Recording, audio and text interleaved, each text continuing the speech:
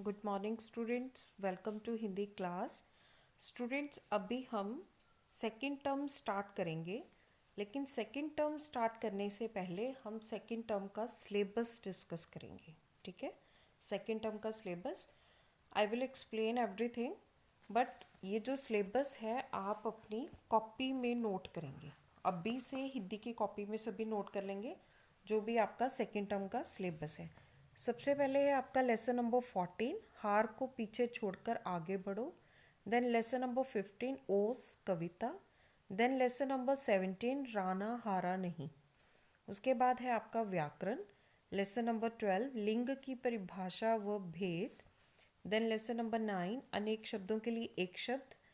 11 to 20, page number 42 and 43। उसके बाद है आपके लेटर्स। छोटे भाई को कक्षा में अनुत्तीर्ण होने पर सांत्वना पत्र। देन मित्र को जन्मदिन पर बधाई पत्र। ये दोनों ही लेटर आपके सेकंड यूटी में भी थे, तो सेम लेटर्स आपको लर्न करने हैं सेकंड टर्म के लिए। उसके बाद है आपका निबंध। फर्स्ट है प्रदूषण की समस्या। देन सेकंड वन विद्यार्थी और अनुशासन। देन चित्र वर्णन और अपठित गद्यांश। तो स्टूडेंट्स, ये आपका सिलेबस है सेकंड टर्म का। सबसे पहले आप सिलेबस को हिंदी की कॉपी में नोट करेंगे। ठीक है स्टूडेंट्स, अभी हम इस सिलेबस से फर्स्ट चैप्टर लेते हैं। First chapter means second term का फर्स्ट चैप्टर, लेसन नंबर 14, हार को पीछे छोड़कर आगे बढ़ो। तो इस चैप्टर को आज हम स्टार्ट करेंगे। चलिए सभी बुक्स निकालेंगे।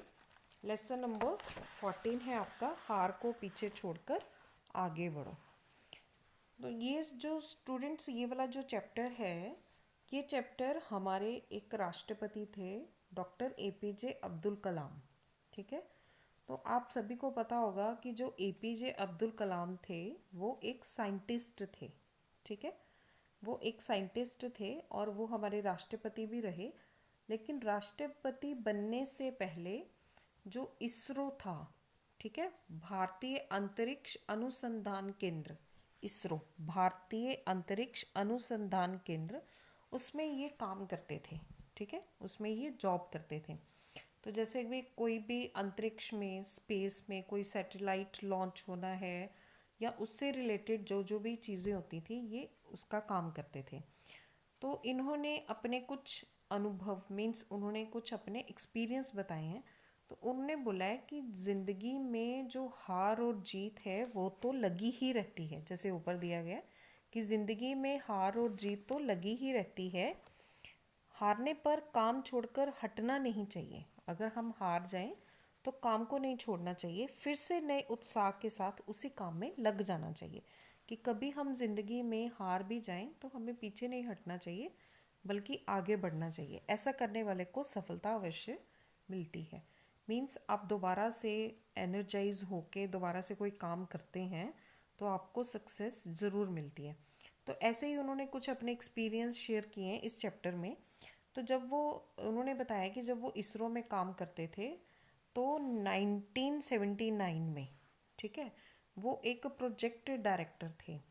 तो एक जो स्पेस में कोई प्रोजेक्ट लॉन्च करना था उन्होंने, तो हुआ क्या कि वहाँ पर कुछ तकनीकी खराबी आ गई, मीन्स कंप्यूटर में कोई प्रॉब्लम आ गई या कोई टेक्निकल प्रॉब्लम आ गई, जिसकी वजह से वो उसे लॉन्च नहीं कर पाए।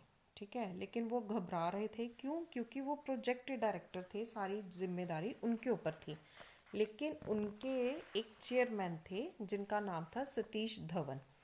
तो उन्होंने बताया कि वो इतने अच्छे थे, उनके अंदर इतनी गुड क्वालिटीज़ थी कि उन्होंने, जब हम असफल हो गए, मीन्स उस प्रोजेक्ट को लॉन्च नहीं कर पाए, तो जब वो असफल हो गए तो उन्होंने सारी रिस्पॉन्सिबिलिटी जो सतीश जी थे उन्होंने अपने ऊपर ले ली। ठीक है, लेकिन फिर उसके बाद वो दोबारा से उस प्रोजेक्ट को लॉन्च करने लगे। तो जब उनको सफलता मिल गई तो उस समय जो सतीश जी थे उन्होंने क्या किया, जो कलाम थे उनको आगे कर दिया कि अपनी सफलता की जो अनाउंसमेंट है तुम मीडिया के आगे करो। तो उन्होंने बोला कि एक अच्छे लीडर की यही क्वालिटी होती है कि जब अगर कोई मुसीबत आए तो वो पीछे हट जाते थे, मींस उनको पीछे करके, अब्दुल कलाम को पीछे करके उन्होंने सारी रिस्पॉन्सिबिलिटी ले ली थी। लेकिन जब सफलता मिली तो उन्होंने अब्दुल कलाम को आगे कर दिया था।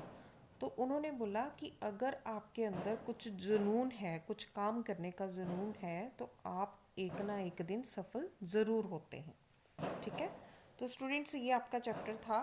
तो इस चैप्टर को आप अच्छी तरह से 2-3 बार रीड करेंगे और जो भी आपके डाउट्स होंगे वो आप मेरे से पर्सनली पूछ सकते हैं व्हाट्सएप करके।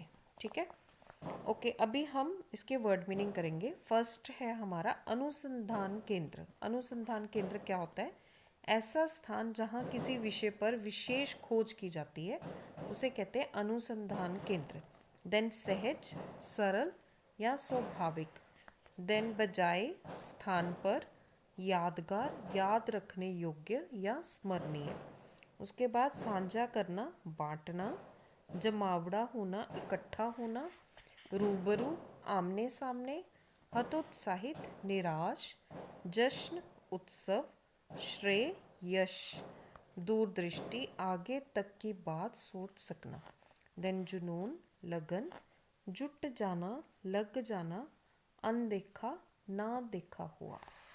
ओके स्टूडेंट्स, ये आपके वर्ड मीनिंग थे, इनको आपने लर्न करना है और जो चैप्टर है उसे 2-3 बार रीड करना है।